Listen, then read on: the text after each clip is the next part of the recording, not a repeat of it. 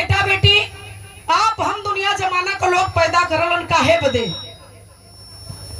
क्यों पैदा करते हैं बेटा?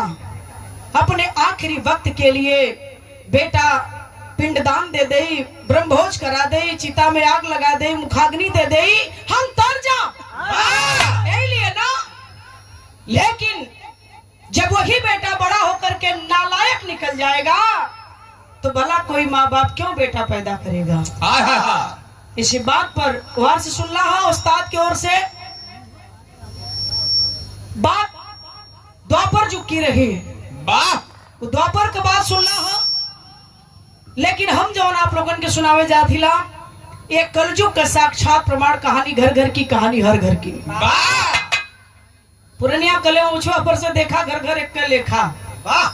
तावा ए कांड के तनी सुनल जाओ, चूंकि महफिल बढ़िया बा ए लिए हम कांड गावे जाती थी। महाभारत रामायण आज का सब सुनते बा, लेकिन तनी आवा ए बिरहा के सुनल जा कैसन ही बिरहा है। आवा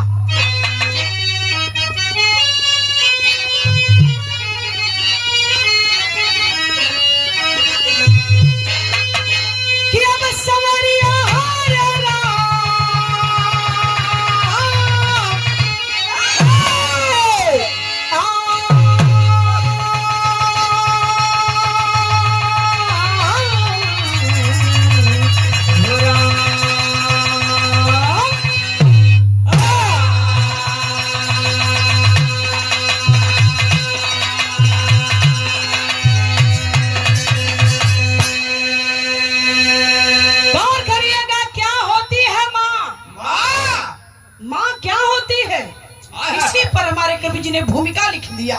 आइए तो जननी की महिमा जगत में निराली, तो ब्रह्मांड में श्रेष्ठ सबसे पिता है।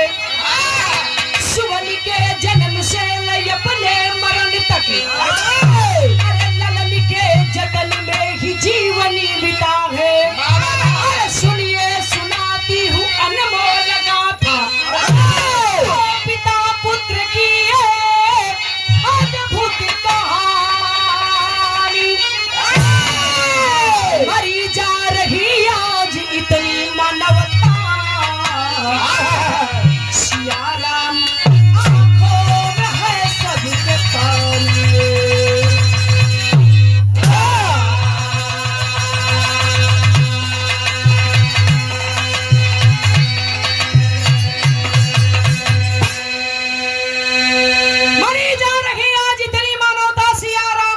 है सबके पानी।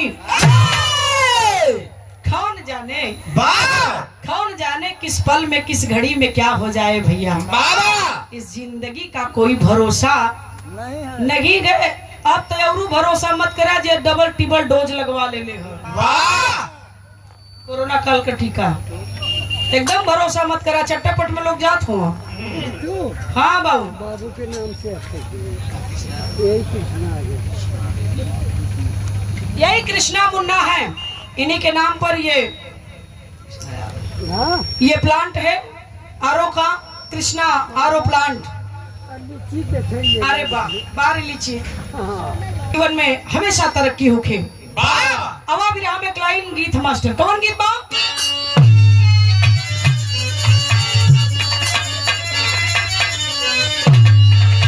हाय हाय हाय, देखा ये गीत पुरान है बाबू, दिया भैया। ये गीत पुरान है लेकिन एक आनंदे दूसर है। Old is gold. ना समझ पूला तो ना हम तो जन्मे न कल बच्चा अंग्रेजी बोल गई, इनके पल्ले ना पढ़ल कली। ओल्ड इज गोल्ड अंग्रेज थोड़ी है, हिंदुस्तानी है। ना ये तो सही है कथवा, हम लंदन से आली, हमारी बात मत करा। चलो भैया। अरे मुझे तेरी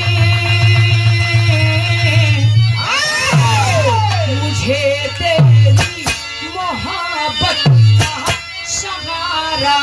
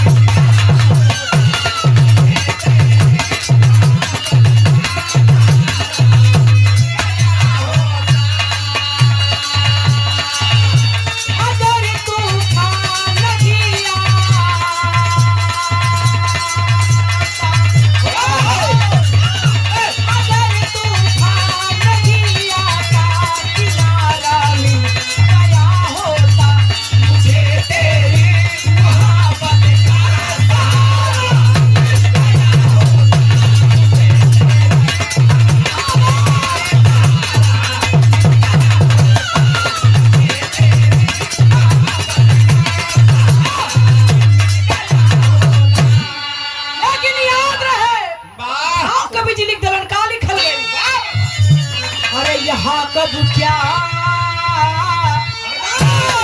अरे यहाँ कब क्या हो जाएगा, कहा कुछ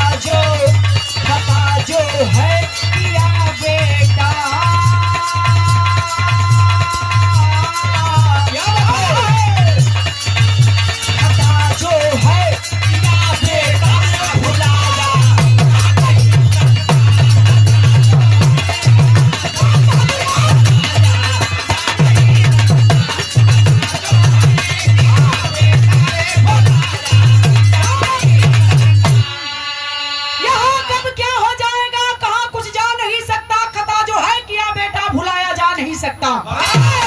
बारे कवि जी इतनी सुंदर लाइन, कहानी हमारी शुरू हो गई।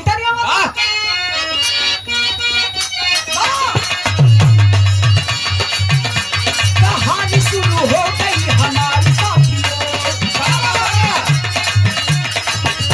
हर घर की बताती हुए बीमारी साथियों, बिरहा नहीं संदेश है ये ध्यान से सुने,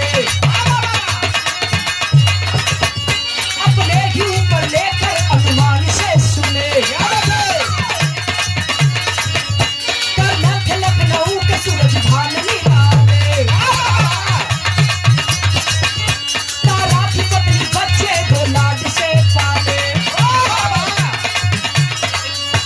बड़ा यमन छोटा था विशाल दुलारा, बड़ा यमन छोटा था विशाल दुलारा, बड़ा यमन छोटा था विशाल दुलारा,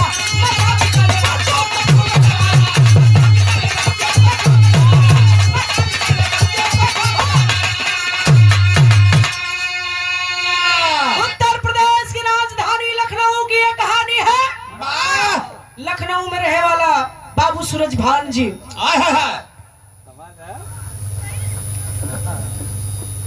ये कृष्णा मुन्ना की तरफ से पुनः पुरस्कार हमरे मुन्ना भैया का ही पोता हुआ और नहीं के नाम पर ही कृष्णा आरो प्लांट बा। बहुत बहुत बाबू के भगवान सुखी रखे, भैया के प्रणाम बा, सब लोगों के प्रणाम पे लगी बा। उत्तर प्रदेश की राजधानी लखनऊ में रहे वाला बाबू सूरज भान जी फौज में कर्नल के पद पर ड्यूटी दे रहे थे। दुल्हन का नाम तारामती, दुई बेटवा, बड़ा यमन छोटा विशाल। गौर करिहन बाबूजी, यही परिवार है, दो बच्चे, कर्नल साहब, उनकी पत्नी, 4 सदस्य परिवार में। यहाँ में तर्ज लग जाए मास्टर।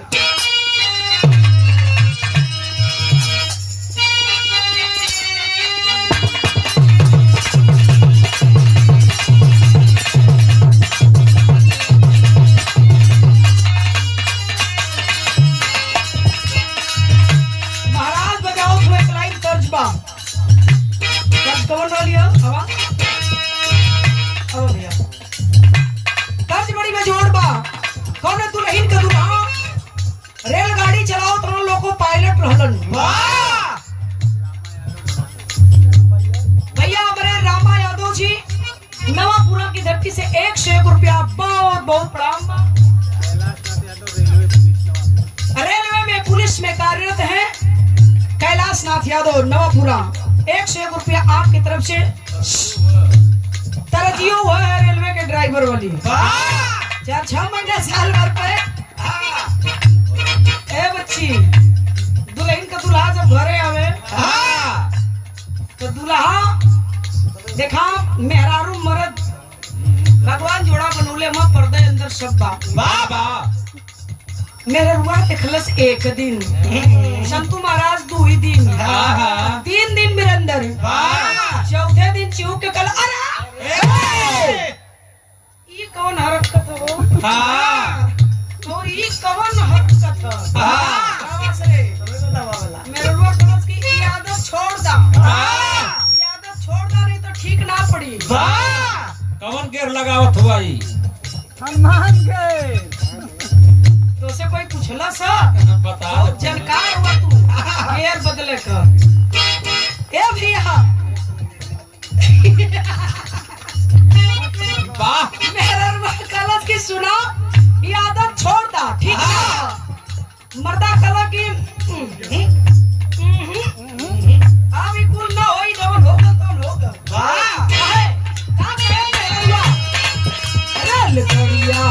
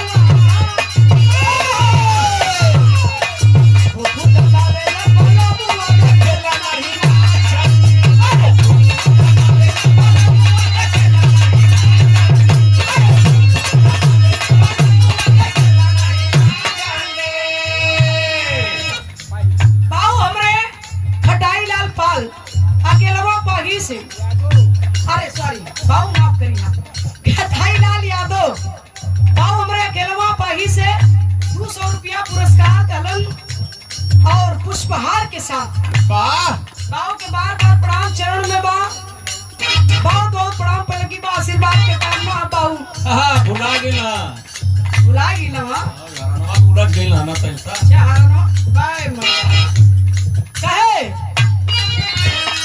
भूखुदा पावे ना पला पुला देखे ना लाल झंडी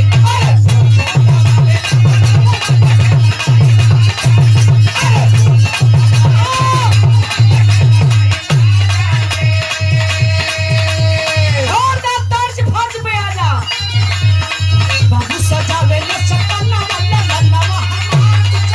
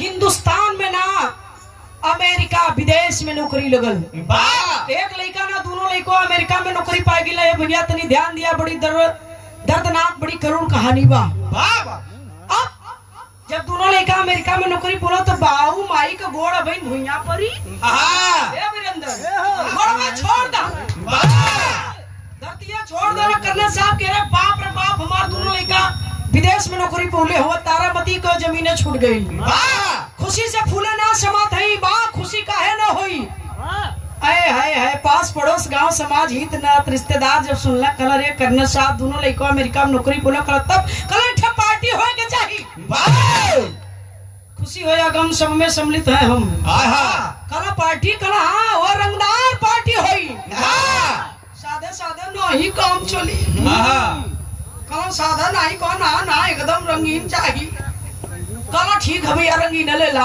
हाय हाय पार्टी की व्यवस्था कर दो तब हमारे उस्ताद वाली लग गई बिरहा सम्राट हमारे गुरु आदरणीय विश्वनाथ यादव जी लग गई तज एक लाइन उनका जवानी वाली मास्टर कवन तज लगा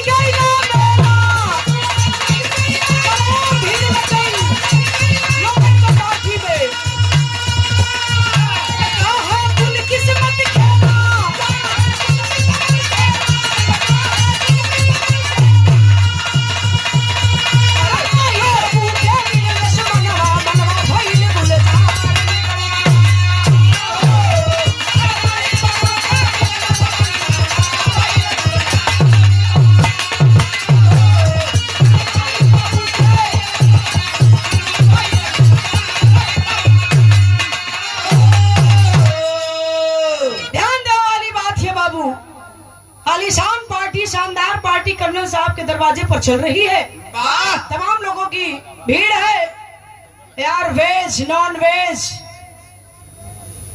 तो खाता होगा हाँ ना चलो था अब तो लगभग 80% लोग नॉन वेज पे चलो थे वाह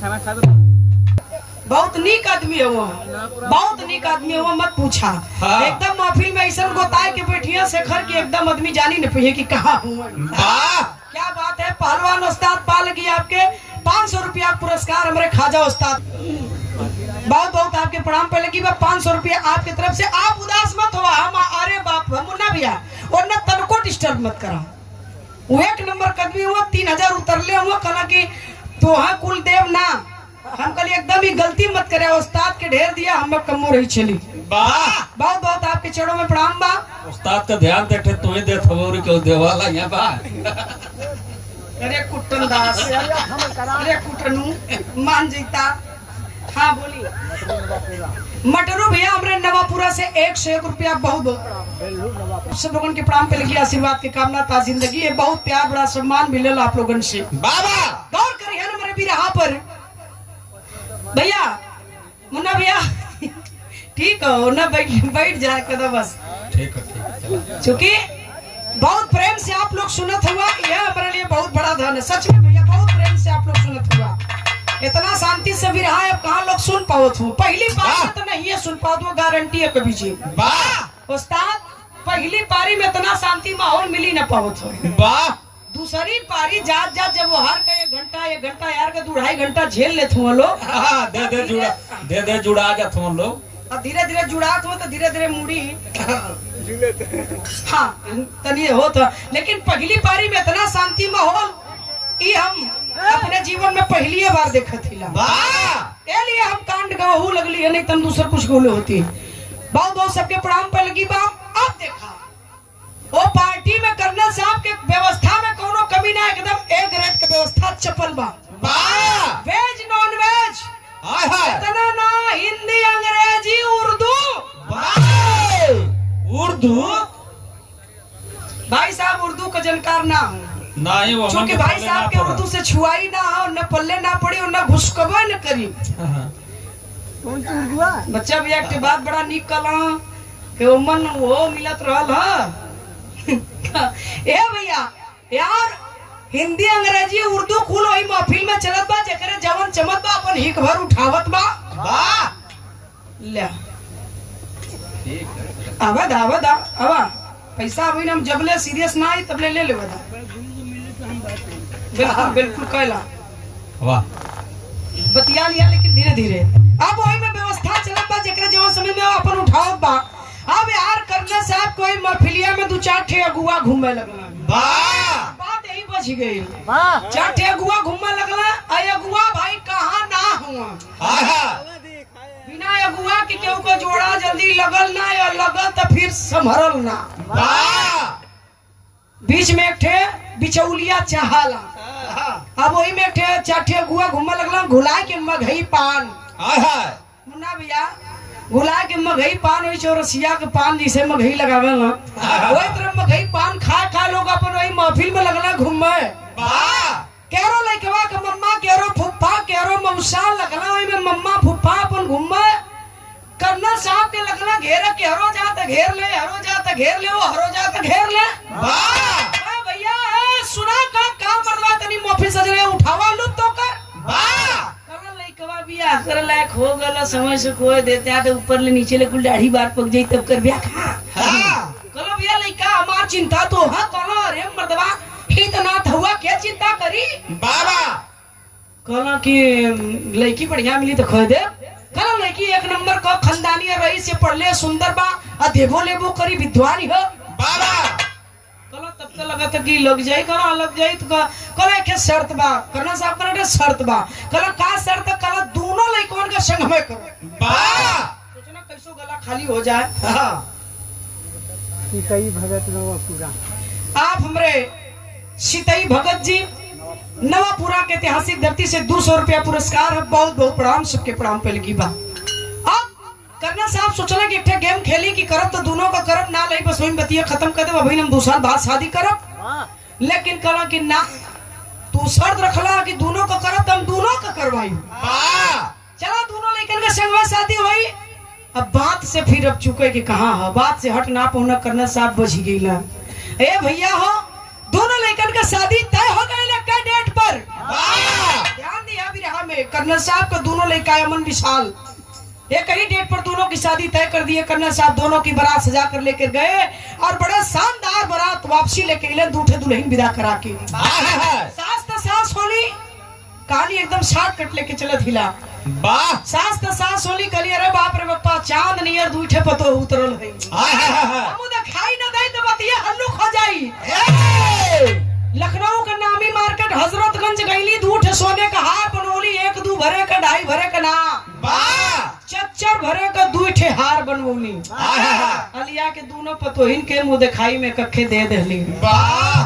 समय बीतल कितना 2 महीना, घर गृहस्थी संभारत बाणी दोनों पतो 2 महीना का समय बीतल। लइकवा आके पापा के लगे अपने खड़ा हो गया कर्नल साहब के, कहा पापा आप जाना होगा, नई नई नौकरी है, छुट्टी 2 महीने की थी पूरी हो गई, जाना है अमेरिका। कला हम मने कहा करत हिला बिल्कुल जा। लेकिन कैसे कैसे जात हुआ बचवा, कोनो हम दोनों भाई जात हुई जा, और कैसे जायल जाई, मन देखा मन थोड़े बा। कोनो दोनों भाई जात नहीं, कोनो की तो कैसे कैसे चल जीबा। कला तब कहल का चाहत हुआ, कोनो की अपन अपन हऊ ले ले जा। अब आप लोग समझी गलो बा, कल अपन अपन मेहरारू लोग यहाँ के देखी जमाना बड़ा जरूरत है, के कर देखी के कर रखवारी करी बचवा। अपने भारत के धरती पर रहता था, साल 6 महीना पे आना जाना लगल है, वहां जातो ना मालूम 2 साल पे बाकी 3 साल पे की 4 साल पे। तो बेटा अपनी अपनी पत्नी को लेते जाओ, अभी हम लोग ठीक है, अपने हाथ से बना लेंगे, खा लेंगे, अपना ख्याल खुद रख लेंगे। कल पापा सोच लिया, कल सोच ले ली बेटा, समझी 200 रुपया पुरस्कार दलन आपके चरणों में कोई लग पर अच्छा ना दे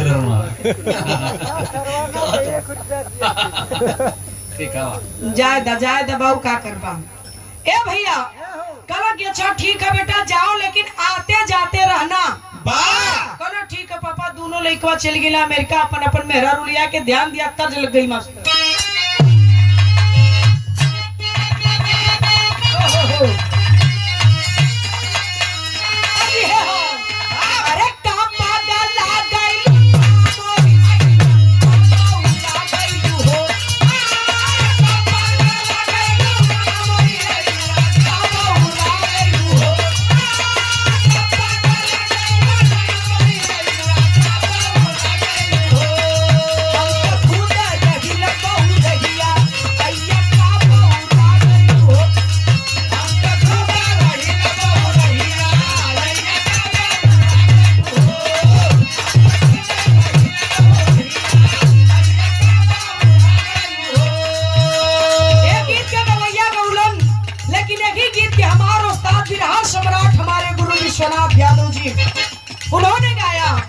कोनो अनपढ़ लड़की के दूल्हा पढ़ल लिखल हाई फाई मिल गए भैया। वाह सुहाग रात के टाइम रहे, राती का दूल्हा पहुंचला शेखर, दुल्हन का घुघुट उठौला, पहला सवाल कैला कि कैले पढ़ले हूँ।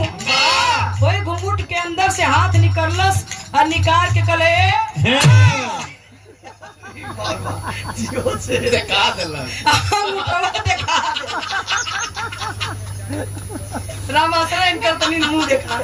इतना न मजा मिल गया भैया के। वाह रसगुल्ला लिया के दे देता तू चार ठेल कलवन चंद्रिका साहब का।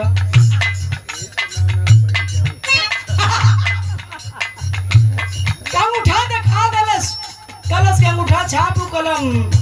वाह दुल्हनिया देखलस दुल्हा उदास में तो कहले रहे का कहे, अरे कैसे कैसे परी ना ये कलम जी, कैसे कैसे परी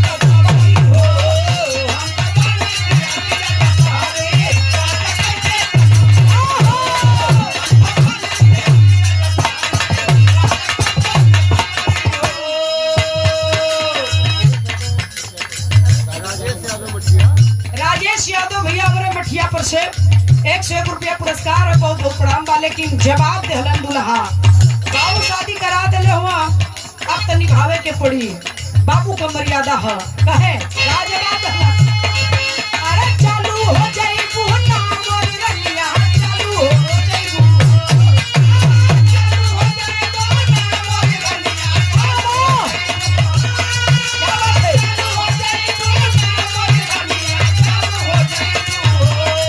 जैसे रबड़ी के काटा ना लालू, जैसे रबड़ी के काटा ना लालू, जैसे चालू हो जाइबू, जैसे रबड़ी के काटा ना लालू, जैसे चालू हो जाइबू, जैसे रबड़ी के काटा ना लालू, जैसे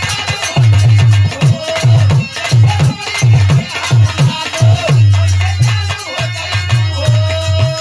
होता दर्ज है उस्ताद वाली, लेकिन बिरहा में कवि जी भाव लिखलन, बड़ा सुंदर भाव हतनी समय कहाँ गई है तनी ध्यान दिया। दोनों लड़का अमेरिका पर देहरादून के हुआ, आप लोग कहानी पर गौर करिए।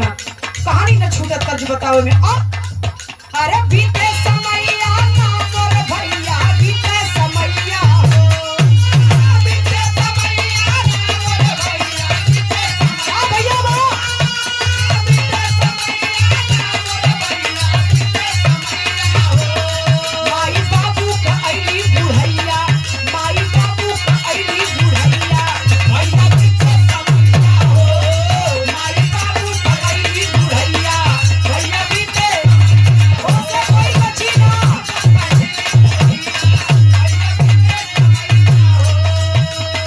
दोनों बेटे बहू लेके साथे, दोनों बेटे बहू लेके साथे, दोनों बेटे बहू लेके साथे। अमेरिका में छाए हो, अमेरिका में छाए हो, घर में कोई बीमार अब मैया, घर में कोई बीमार अब मैया, भैया बीते समैया हो, घर में कोई बीमार अब मैया, भैया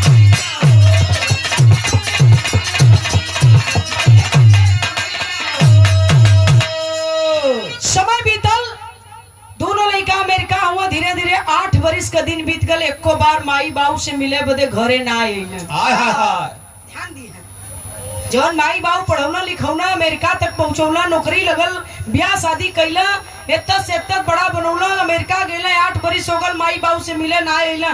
फोन करत कहे पापा बड़ा व्यस्त रहिला, टाइम ना मिलत है, जैसे टाइम मिली हम आ जाब, हाय हाय हाय जैसे छुट्टी मिली आ जाब। ये बात कहे 8 बरिस में भगवान दोनों लड़कवन के दूध गो औलाद दे देले हुआ।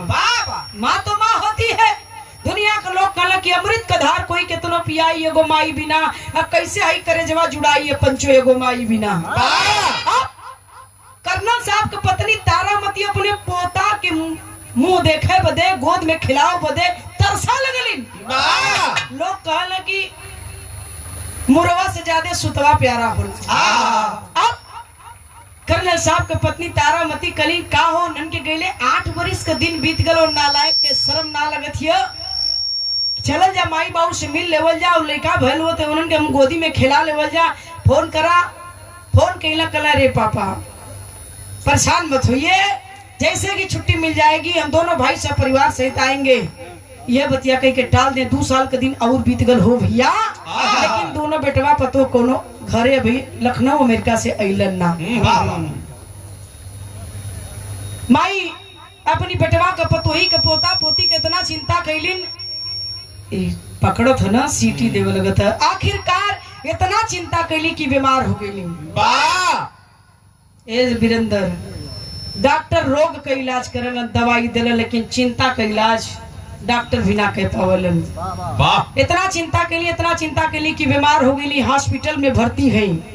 अपने पति कर्नल साहब से कहत ही का करे, तर्ज छोड़ा फर्ज पे आवा।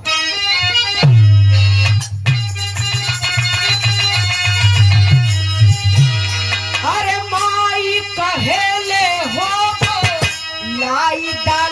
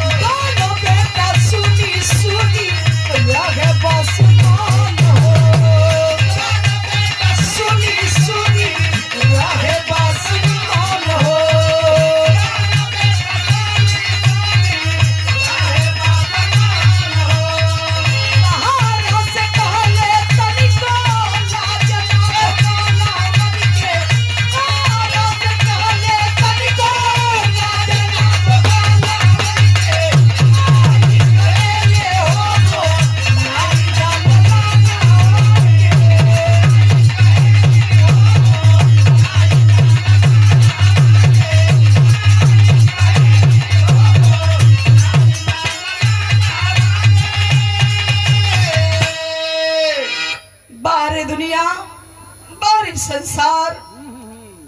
माँ बेड पर पड़ी है, फोन करते हैं कर्नल साहब की बेटा तेरी माँ हॉस्पिटल में भर्ती है रे, जिंदगी और मौत के बीच झूल रही है।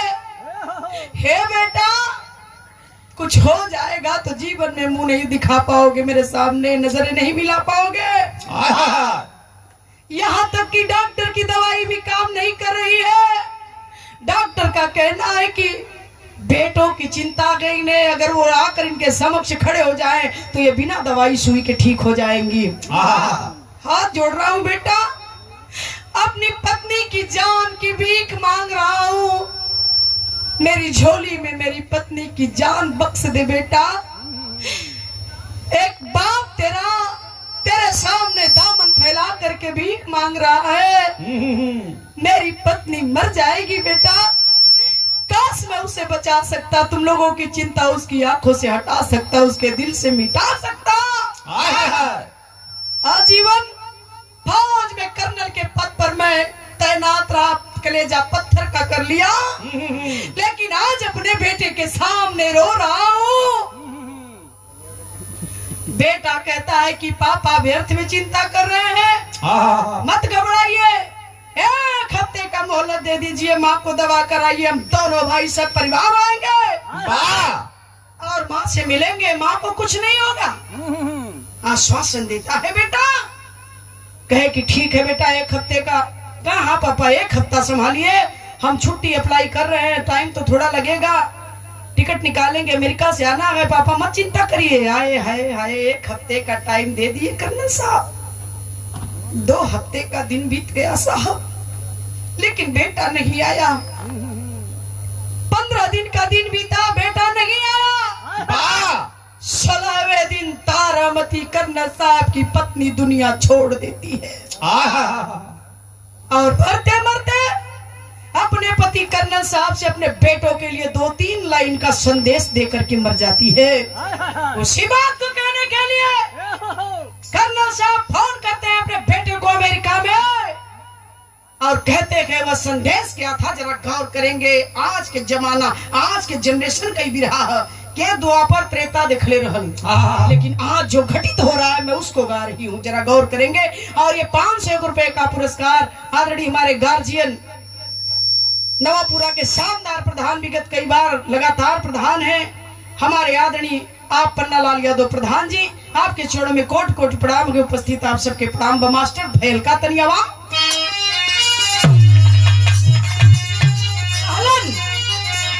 अरे मरी गई निमाई आके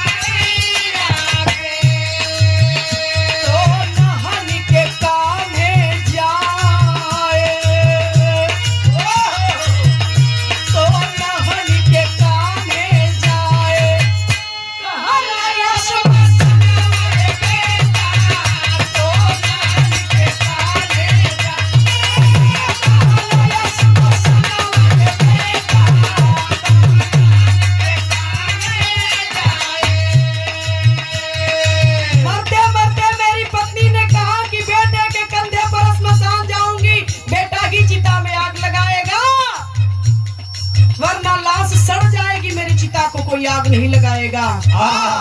हे बेटा, माँ जिंदा थी तो नहीं आया, अब तो माँ दुनिया में नहीं है रे। आखिरी फोन है मेरा, वादा करता हूँ जीवन में तुम दोनों को कभी फोन नहीं करूंगा। रोवे सूरज भाना यालो, ना ना दूध के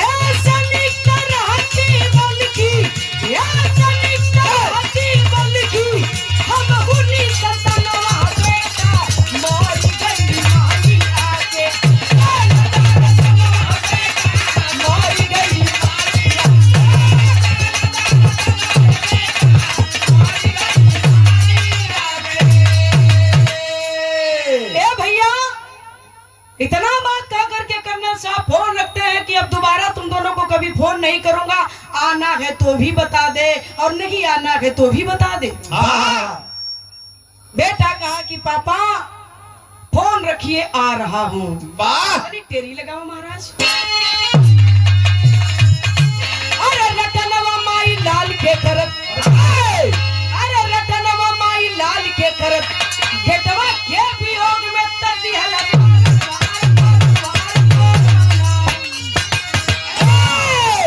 रटनवा माई लाल के करत, बेटवा के वियोग में तज दिहला परनवा हो रटनवा माई लाल के करत। आता गए अमेरिका से, भैया जरा गौर करिहन, आता है अमेरिका से कर्नल साहब का बेटा, लेकिन कौन आया किस हालात में आया जरा अब गौर करें। बिरहा में पॉपट लगे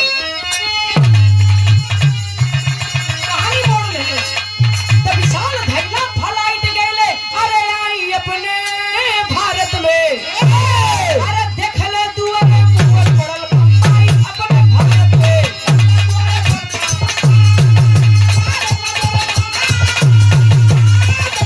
क्या बात है?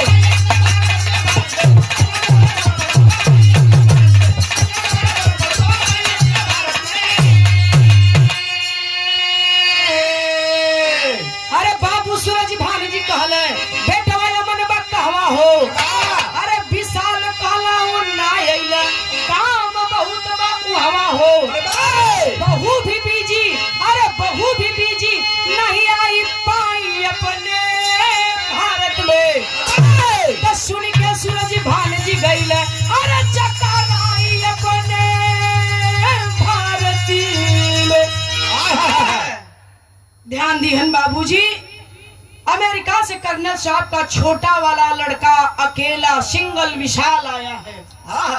देखे कर्नल साहब, विशाल आ रहा है, तमाम लोगों का हुजूम कर्नल साहब के दरवाजे पर अंतिम यात्रा में सम्मिलित होने के लिए भरी पड़ी है।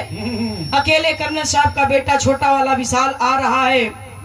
कर्नल साहब ने देखा, कहा कि अरे विशाल, अकेले आए हो, अमन कहाँ गए, उसका परिवार, बच्चे, तुम्हारा परिवार कोई का कोई नहीं आया पापा, अकेले मैं आया हूँ और सारा काम खत्म करके ही अमेरिका जाऊंगा।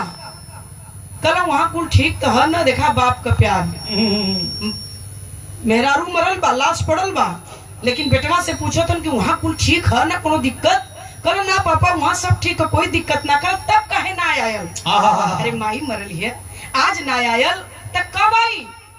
ऐसे बड़ा दिन अब का आई, ऐसे बुरा दिन का आई, अब ना आयल तो कब आई?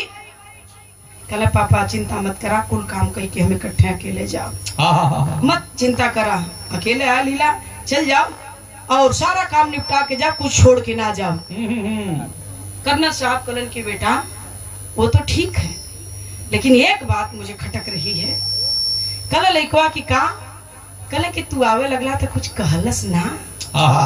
कल एक ठीक बात कहलन भैया पापा, लेकिन हम मुके बताए न पाई, हमार करेजा, हमार मन गवाही ना करत, कौने मुए कही पापा, हमार कह ना पाई।